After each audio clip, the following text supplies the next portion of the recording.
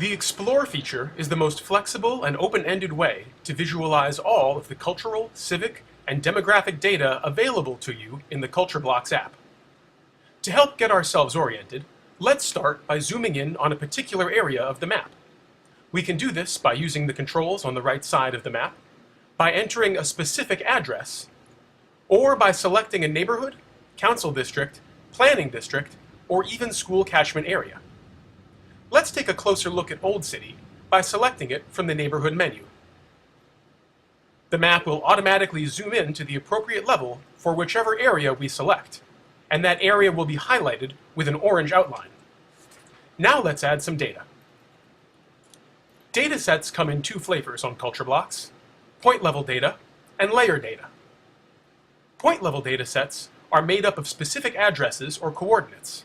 When you turn on one of these datasets, you'll see the results displayed as a set of markers on the map. Let's turn on a point-level dataset now and see what happens. We'll go to Cultural Resources and select Arts Nonprofits with 501c3 status. Each of those orange diamonds represents the address of an organization, and we can click on the marker to learn more about that specific organization.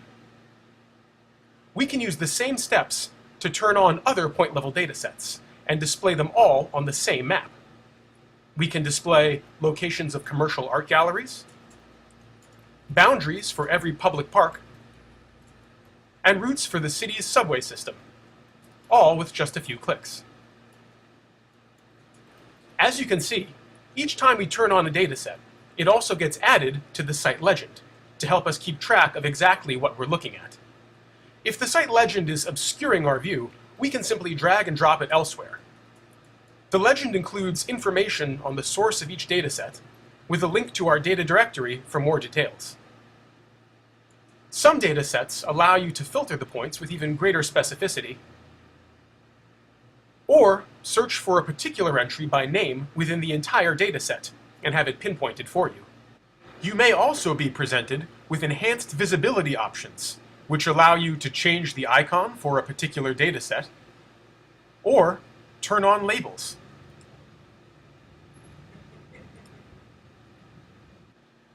If you want to capture all of the information presented on the map, just click the gray bar at the bottom of the map. It will generate a tabbed database of every point highlighted on your current map view, which you can download as Excel files.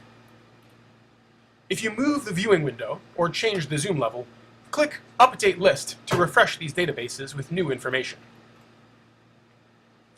You can also print the map exactly as you see it by clicking the Print Map icon in the top right corner of the browser. This will save the map image as a PDF on your computer. Okay, this map is pretty crowded. To clear the map of all datasets and zoom all the way back out, we can click the Clear Map icon in the top right corner of the window. The other kind of data available in CultureBlocks is layer data.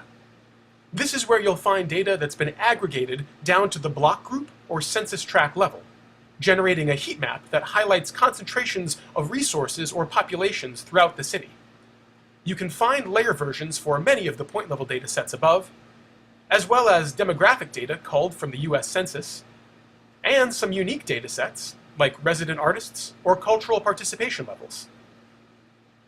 You can find more information about each layer in the map legend, as well as by expanding the gray description bar at the top of the map.